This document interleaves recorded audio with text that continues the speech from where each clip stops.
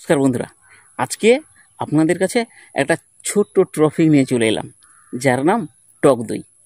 টক দই খাওয়ার নিয়ম ও তার উপকারিতা কী সবাই আমরা খাই, কিন্তু জানি কি টক দইতে কী কী উপাদান আছে, কখন খাওয়া উচিত, কিভাবে খাওয়া উচিত, কতটা পরিমাণ খাওয়া উচিত।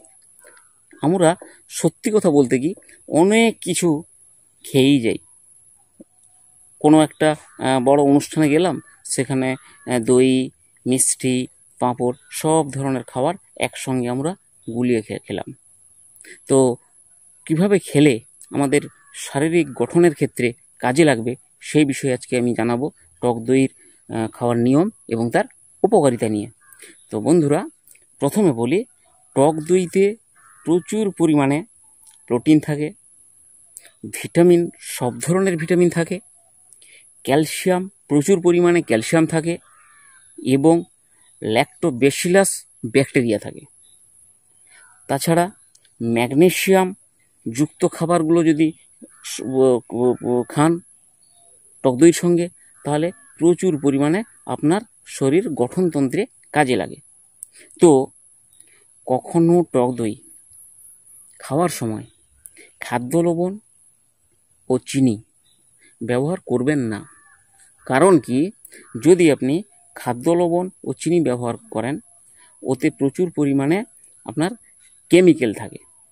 এই কেমিক্যাল থাকার কারণে আপনার যে ব্যাসিলাস ব্যাকটেরিয়াটি থাকে, ওই ব্যাকটেরিয়াটি নষ্ট হয়ে যায়, যে কারণে আপনার যতটা আপনার রেচনতন্ত্রে কাজ করার কথা, আপনার হজম শক্তিকে ক্লিয়ার করার কথা, সেটা হতে দেয় না।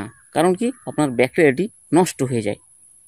তাই বন্ধুরা, যখন আপনি খাবেন তখন কি করবেন, আপনি কোনো শশা কুচি কুচি করে কেটে শশা দিয়ে টক দই আপনি খেতে পারেন, এবং সঙ্গে সামান্য মিছরি বা গুড় যদি থাকে সেটা দিয়ে আপনি মিশিয়ে খেতে পারেন।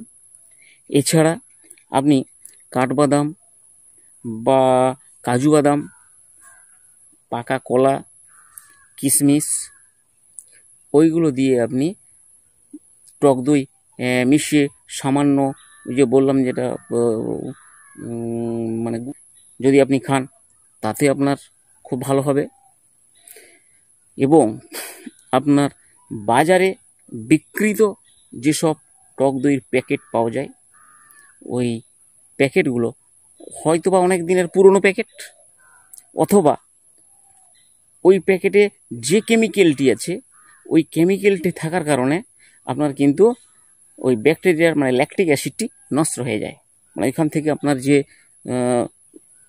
ল্যাক্টোব্যাসিলাস ব্যাকটেরিয়া থাকে, ওই ব্যাকটেরিয়াটি নষ্ট হয়ে যায়, যে কারণে আমাদের শরীরে ওই টক দইয়ের কোনো উপকারিতা থাকে না, ওই উপাদানগুলো শেষ করে ফেলে। এবং আপনারা আরেকটা কাজ করেন কি, কোনো মাছ বা মাংস রান্না করার সময় আপনারা টক দই ব্যবহার করেন।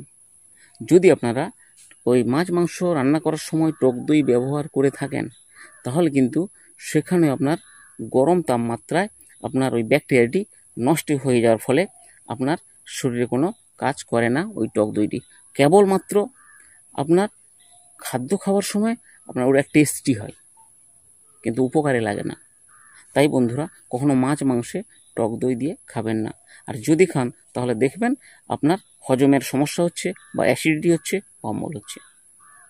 এইসব সমস্যার কারণগুলি আপনার হয়ে থাকে। এই ভুল খাওয়ার নিয়মের ফলে আপনার বিভিন্ন ধরনের সমস্যা হয়ে থাকে। রাতে কখনো টক দই খাবেন না। কারণ কি, রাতে যদি আপনি টক দই খান, তাহলে আপনার স্টোমাকে জারণ করার ক্ষমতা কমে যায়, সেই কারণে এটা অ্যাসিডিটির প্রবলেম বাড়তেই থাকে। কখনো আপনি রাতে টক দই খাবেন না। এবারে আপনাকে বলবো যে টক দইয়ের উপকারিতা কী।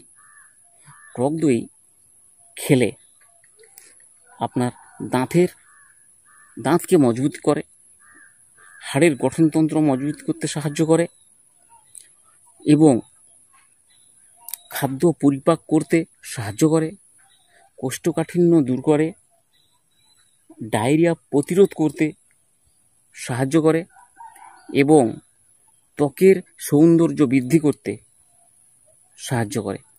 এতগুলো আপনার উপকারে টক দই লাগতে পারে যদি নিয়ম মতো খান। তো কখন খাবেন?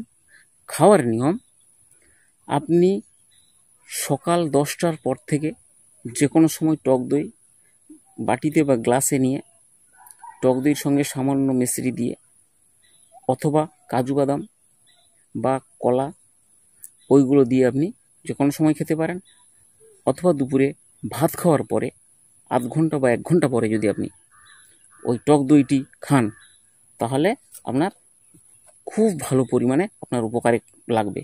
অর্থাৎ আপনার খাদ্য পরিপাক করতে সাহায্য লাগবে, অর্থাৎ হজম হতে খুব সহযোগিতা করবে। আপনার অ্যাসিডিটি কোনো সমস্যা থাকবে না।